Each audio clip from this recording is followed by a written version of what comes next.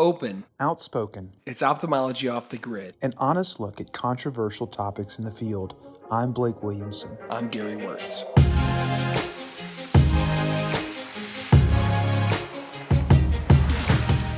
Welcome to a new episode of Ophthalmology Off the Grid.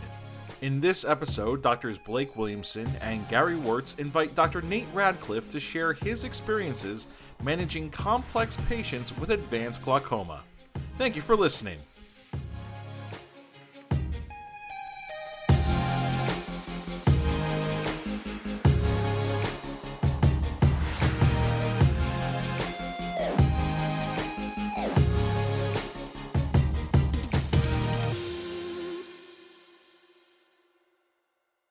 Support for this podcast comes from Bryn Mawr Communications. BMC produces a number of informative podcast series spanning a variety of topics in ophthalmology. Discover a new show at itube.net/podcasts. Welcome to the episode of Ophthalmology Off the Grid. We're your host, Gary. What's going on, man? How's life? You got back from ACOS okay? Yeah. We survived ACOS, another great meeting. If anyone hasn't been to ACOS Aspen, you're really missing out. So a little shout out to the ACOS meetings. Fantastic time there. We're back. You're back in action also. And tonight we have, I don't want to oversell this because he'll feel awkward about it, but I do like making him feel a bit awkward. But I have to say, one of the funniest people in ophthalmology, I don't think intentionally funny. He's just an awkward person. Wouldn't you say, Blake? Well, and he also has a six-pack. Right off the bat, we need to mention his abdomen, I think. Yeah. It's really intimidating. He intimidates me in a lot of ways, but with all of that preface, we do have the one and only Dr. Nate Radcliffe with us. Nate, you're a glaucoma surgeon who is actually amazing to hang out with, and we are happy to have you on tonight, bud. Thank you. This is fun. I couldn't imagine two better folks to chat war stories with. So thanks for including me, and it's great to be here. Yeah, this is our first time. Gary, I'm thinking about it like, I don't know we've had a hardcore glaucoma person on this season. In fact, I know we haven't. And what's crazy to me is, what you and I would consider probably a horror story can just be routine for glaucoma docs, especially, people who are seeing high volume, lots of surgery, very intense stuff. Like I know that Dr. Radcliffe is. It's like, I could only imagine some of the things that he's kind of had to go through. Nate, wouldn't you say like day to day, like you guys just encounter a lot more sick eyes, obviously, than what we do? Yeah, the eyes I get come in different categories of of troubled. Like a lot of them have had surgery outside the United States. And I'd like to say a lot of them have had 2/3 of a cataract surgery. So, which can lead to glaucoma. As the reason why we're so meticulous about cleaning things up is so that, because glaucoma can be a complication. I also get a lot of referrals from other glaucoma specialists, and usually it's not to do the first glaucoma surgery, but maybe like the second or third or, even beyond. And so, yeah, I really, and I love it. I practice in the Bronx and in Queens, and there's a high level of pathology there to begin with. And so, but, once you get comfortable with that playing field, it's a very rewarding place to practice because if you can help someone that, where another doctor said, I don't think there's much more that could be done here, and you can turn things around, it's really, it's rewarding. Yeah. So walk us through what, because I think like a horror story for me would actually be like living a day in the life of you, just like on a good day. So an average day look like for Nate Radcliffe in the Bronx or in Queens or in surgery. What is your day to day? Because I don't think I could do it.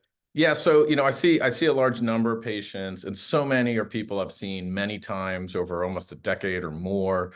And, many of them are fine. They're fine on their drops, no complaints. We're refilling meds. And then you just walk into a room, and in my EMR, if the pressure's above 21, it's a red font on the screen. So before I can even see, what the pressure is, I just see the red on the EHR, like as I'm walking into the room. And immediately you're like, uh-oh, you know, and, you know, you kind of parse through, you know, I mean, I put a lot of people on Diamox every day. You know, I still use pilocarpine. You know, I have to use absolutely everything. And that, you know, like today was a surgery day. You know, I did maybe 7 Omid valves along with my cataracts. And, you know, so there's just a lot of that. Some of those are easy Omid valves where, you know, there's not much going on. You just have to get the pressure down, and others are more complicated. So Nate, you spent some time at Cornell. You've been in academic settings. Do you is there a case or a patient that you remember from that time when you were kind of involved in that setting, or maybe more recently that sticks out in your mind as like something that you wanted to kind of share what you would consider a horror story? Yeah, I mean, I've got a lot. I usually talk about them with my therapist. So I'm really glad. Is that Rob Weinstock? Yeah. We'll send you the bill later. Yeah. Okay. You feel free to share. It's a safe space. Yeah, safe space. No one's listening, right? No one's listening. Nope. Okay. You're good. Good. Of silence here. Yeah. So the thing about glaucoma that I think maybe isn't appreciated, that in these cases I now sort of sniff them out, but you know, you forget that not all eyes are going to be happy with a normal pressure, you know. And so I will get an eye sent to me that has like a pressure of 56. And then there will be a cataract too. And, you know, how long? So then the two things you got to know is how old is this patient? Do they have high blood pressure or something? And how long has the pressure been 56? Shot up last week, you know, that's better. If they're older, it's been that way for a long time, you're starting to get into trouble.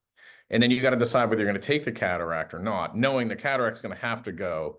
But I mean, have you tried taking a cataract out on an eye where the pressure is 60? Because it turns out the vitreous really likes to keep that high pressure. You know, so you start getting in the anterior chamber and you're fighting against that, you know, that vitreous. So, you know, you kind of know what you're walking into, and you have to talk to the patient. Your eye may not love this when we bring the pressure down. Of course, the risks I'm talking about are like choroidal effusions with a pressure 20, you know, which can happen. And you're saying, like, you're patting yourself on the back, I got your pressure from 60 to 20. And then you look at the eye, and the eye is basically saying, I miss having a pressure 60. You know, my choroid's not used to this. One of the things I have to do, you know, that you know, I don't think is that common is in some cases I just have to make a decision to do a vitrectomy, even though I've got a lens in the bag, and you know, you haven't had a complication. You know, the lens is intact, but just kind of looking at the eye and recognizing that this eye isn't going to be able to keep a formed chamber very well if I, you know, leave a vitreous in here. And it's always a judgment call, but you know, the technique I have for that is just one pars plana incision, 3 millimeters, 3.5 millimeters back from the limbus. I keep my irrigation in the anterior chamber, and I just do a nice, you know, core anterior vitrectomy. And in these cases where you're fighting the shallowing anterior chamber and you know you're gonna have to put a tube in and you're already having trouble finding space, it's just better to do that vitrectomy right off. So this brings me to my case where, you know, I may have met a match, and it was really an interesting kind of challenge, because I have this 83-year-old with exfoliation syndrome and a cataract and a pressure of 56, and the eye's just been sitting there like this. And you know, I'm like, what kind of field would this patient have? Even hard to tell because the cataract is there, yeah. or you know. Yeah. It was at least a 2200 cataract. There's exfoliation, you know, which is already going to cause all sorts of problems. And you know, so, and the pressure's high, but I really felt like I had to take the cataract out. So I go in, I get the cataract out, I get a lens in the bag. It's all great. I'm like, we did it, you know, and all I got to do now is put a tube in, and you know, we're home free. And at some point in time, again, lens in the bag, there was like nothing abnormal about the case. It was a dense lens. And basically the lens just sort of moves aside, and like a nice bit of vitreous just makes its way through the zonules, you know, because you just have that pressure. So it was like the vitreous auto dissected some zonules and comes into the anterior chamber. And so I'm like, well, I can't leave that. And I probably can just get that vitreous back through a vitrectomy. And, you know, the lens will still be fine. I mean, there was seemed to be reasonable zonular support. So I start doing my vitrectomy. And at this point in time, the choroid says, since you're making space, I might grow a little bit, which of course is a perfect setup for that, right?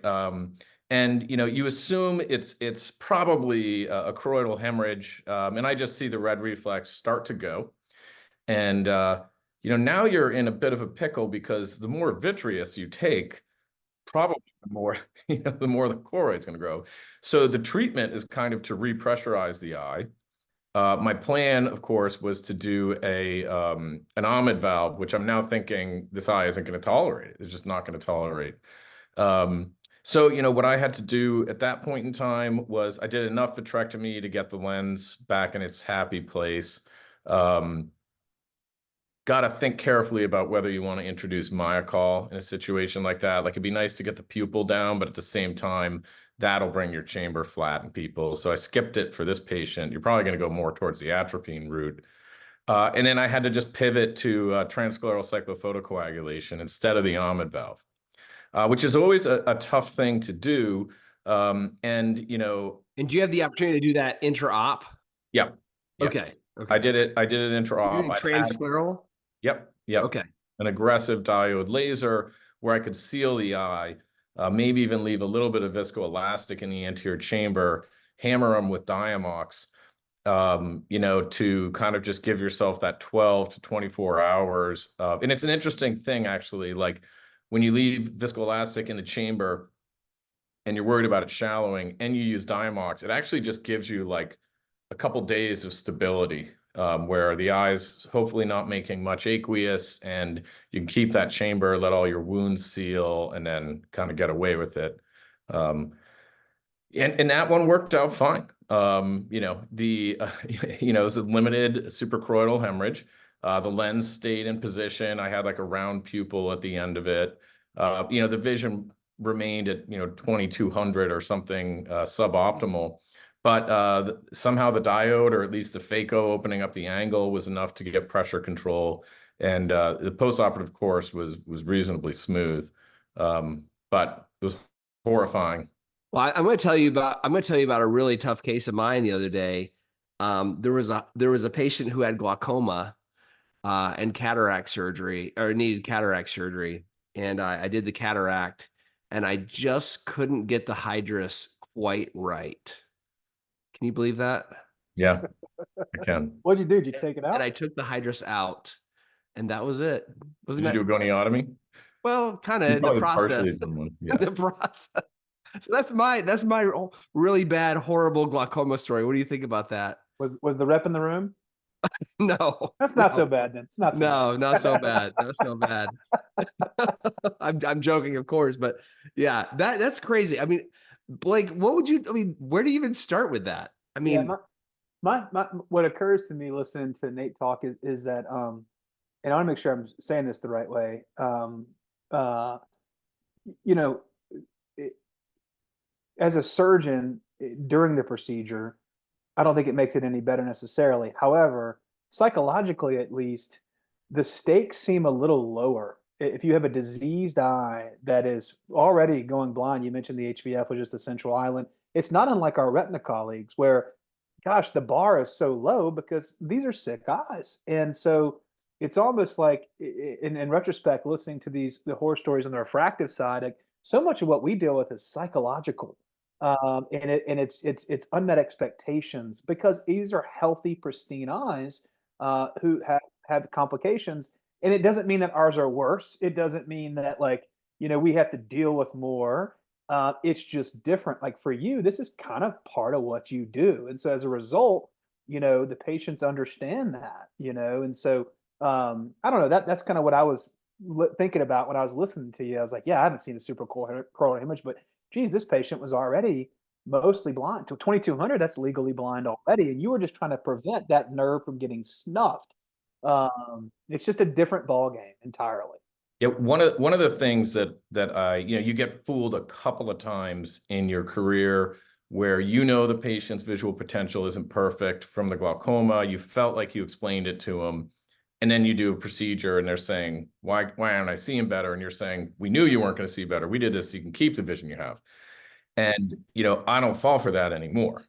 Because this is my job when I bring a severe glaucoma patient to the operating room, to make sure they understand that the base case scenario is losing all visual. And sometimes I'll say, like, just close your eyes, and that's what you're going to see in a month if you do nothing. So that's your base case. You'd have to continue on your meds to keep the vision for another month, but you're going to get there a month, 4 months, something like that. I'm trying to keep you with the vision you have looking at me right now. And it's a tough pill, but I've learned you can't, as much as you want to give patients hope with your surgeries, you really have to be, really kind of like, and it's a little against my nature, but really firm on, what they're really dealing with. And, you have to make sure their expectations, are met. And then when something happens, you have to remember that you told them and have the confidence to remind them and make sure you document it. Because, I'll look back in the chart and ask my tech, did I put my phrase in there? It's in there. I don't put it in there unless I said it. So I know we had this discussion. I understand it's easy to kind of wish that we were going to do more for you, but trust me, this is as good as can possibly be achieved. And so one thing when I have talked to, my share of glaucoma patients in the past, and, as I see them, in my present, I talk about it like a spinal cord injury. I say glaucoma is a neurologic injury. It's an insult. And just like a spinal cord injury, we can't fix it. What we can do is try to preserve the nerve that you have and prevent it from getting worse. But there's no going backwards from where you are right now. And so the only hope we have is to keep what you've got, or at least slow down the progression of this. And so that's a tough that is very challenging, though, psychologically, because you see it on their face. They're coming to you because they've been told in some way, shape, or form that you're the best person around. You're the person who can help them when others can't. And that they might know really there's nothing to be done, but they're kind of hoping that you're going to have some good news for them. So in that line, what are the things that keep you up at night? You deal with a very high acuity population. I feel like not a whole lot bothers you just because you're a super competent surgeon. I think there's very few things that you have not seen. You rarely get surprised, but what are the cases that kind of keep you up at night, or the things that you go home and you're like, dang it, that just kind of was a bummer, like, for you at this stage? And how's that changed maybe over time? The way I conceptualize that is that, and I am a high volume glaucoma surgeon, and that it's great for me. And it's one of the reasons I left academics, is because I do 10 times as much surgery as I did in academics. And I feel like I'm 10 times better. If I ever need heart surgery, I have one question: is who does the most volume? And I don't want to know anything else about that person. That's it. Because I'm a believer that volume is a predictor of surgical success. It is the best one. And people don't love hearing that. They want to think like, oh, I want this doctor to spend like a whole month on just my case. And you're like, well, how are they going to get good if that's how they approach it? And so, people are often surprised to hear me say that. They tend to think a surgeon who's doing a lot of surgeries in a day must be rushing, but the reality is, if you're doing high volume, you have to be excellent at it, or else you couldn't keep yourself in business. And ultimately, volume and experience is the best teacher in medicine. But back to your point, because I do volume, the numbers are something like this. Any glaucoma surgery has roughly a 70% success rate. So I'm going to do this perfect surgery, and there's going to be 30% of patients who don't respond despite everything having been technically achieved. They may go on to a second surgery, and guess what the numbers are there? 70% success rate with another 30. And I just have these wonderful people through no fault of their own who just keep falling on the wrong side of that 70-30 split. And now they've had, 2 or even 3, tube shunt surgeries, MIGs, lasers. I mean, every little thing that I have to throw at them, and they just keep not responding. And they're going to lose vision. They're going to get worse. Sometimes the patient gives up. before they fall on the right side of that 70-30 split. I'm most grateful for the patients of mine who actually just say, I get that, and let's keep plugging ahead because I know where this is headed if we don't intervene. And, if I haven't managed to instill the confidence in a patient and I see them give up before we get that one more reasonable chance to get them on the right side of the 70-30 split, it's really, it's tough. I don't like writing in the chart, patient refuses further intervention, understands they will lose vision from glaucoma, and it always breaks my heart to see a new patient with one no light perception eye that's never even had glaucoma surgery. I mean, that's just, they never, and the sad thing about those patients, or sometimes patients will have their first glaucoma surgery the week before they were going to lose their vision anyway from glaucoma. And then they say, well, I'm not having a surgery in my good eye now because my other eye went bad from the surgery. And you're like, I can see why you'd feel that way, but it is definitely not the case. That eye went blind from glaucoma and had a perfectly fine surgery, which kind of brings us to snuff, the snuff phenomenon, which, you've probably heard something about snuff, like, patients with severe glaucoma sometimes go blind from a glaucoma surgery. And it just happens randomly. And so I had a very talented medical student look at some of my data, and it was really quite predictable who was getting the snuff problem. And it was basically late referrals. They'd already lost 3 points of fixation around their center vision, and they came in generally with pressures over 30. And, I use the term sort of dead man walking, where, the game has probably been lost. And your surgery may occur at the time when they were going to lose their last bit of vision, and you're going to be the one who does the surgery, and they're probably going to blame you for it. And so then the question comes is, do you believe that? And, I don't believe it's a surgery. I believe it was their disease. And then secondly, is it right to deprive all people in that scenario of a surgery that can help many or most of them, because you're worried of looking like the person who led to their vision loss for doing the right thing in a small fraction of them? And so that's when I just have to say, I don't believe it. I talk to the patient about it, and I'm usually in favor of doing something. I know in my career I'll save more people from blindness by intervening, but unquestionably, there are just going to be some patients who aren't going to understand it, and will end up, putting some of their blame on me. And you have to just have the, conviction, that you were doing the right thing. You talked to them about it. You gave them the information, and kind of live with some of those things. But it'll beat you up emotionally, and that's why when glaucoma specialists get together, we share stories like this, all the time, and and try to help each other through it.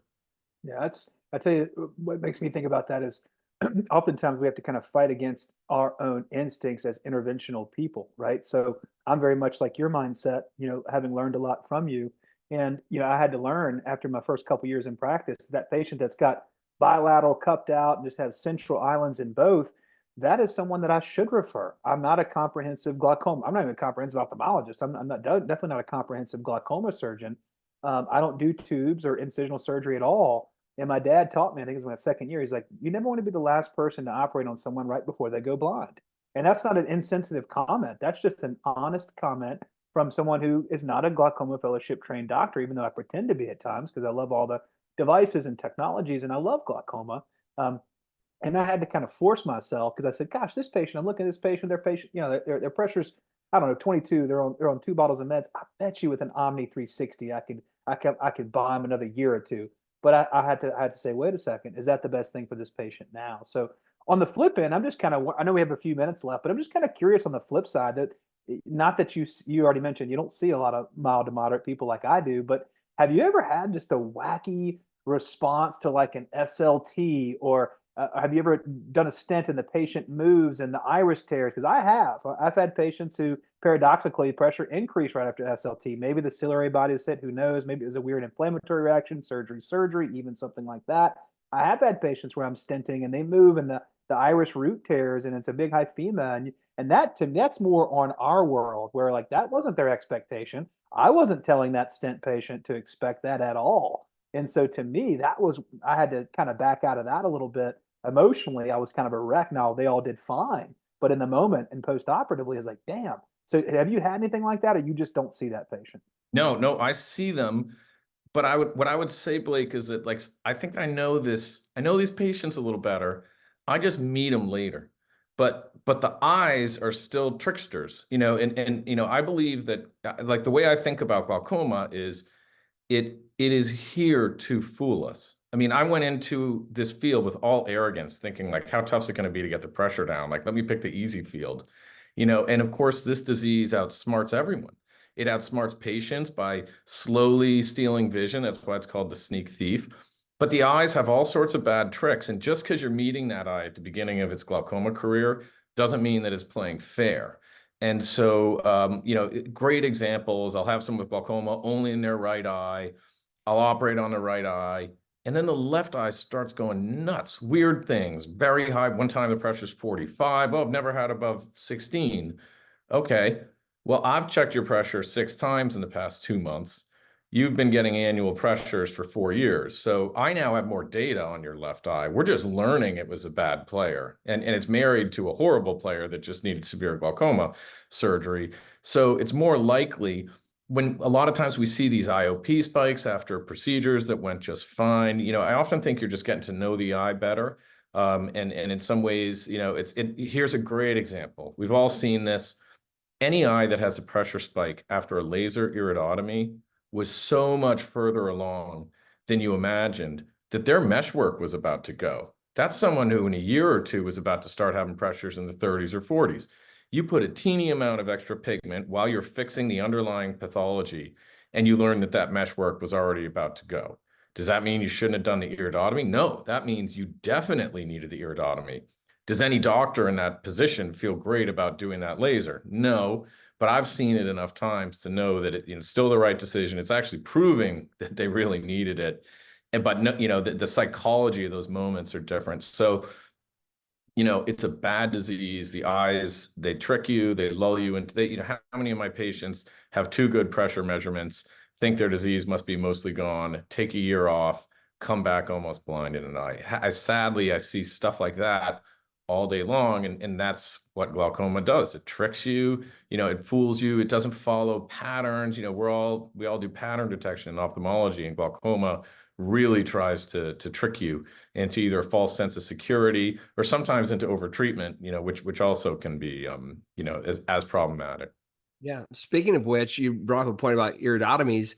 I noticed a lot of my iridotomy patients would come back, and I had a patient say, ever since you did that laser, I don't have any migraines anymore.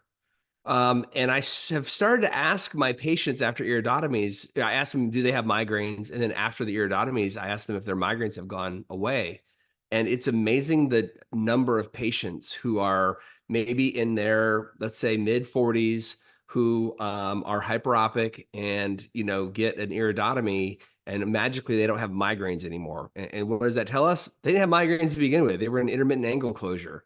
And it was just being managed as a migraine because it's the great trickster. And so I think that's another one of those things that maybe underdiagnosed or underappreciated in this disease process that continually fools us. So it's, good point about the iridotomy when you get a pressure spike, but also just the more questions we ask and the more we understand our patients, they can be amazing teachers for us, and we can figure out maybe what we're missing.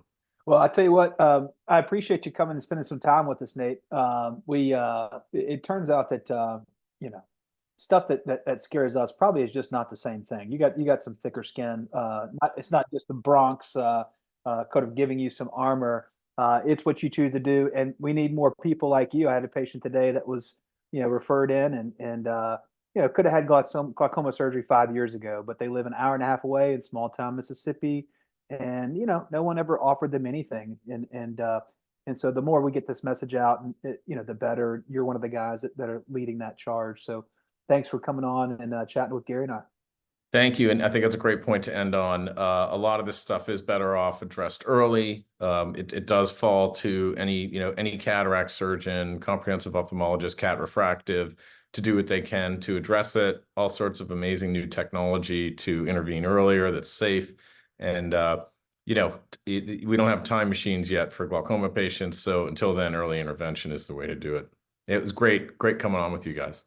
That's awesome. Well, on behalf of Blake and myself, this has been Ophthalmology Off the Grid. Until next time, see ya.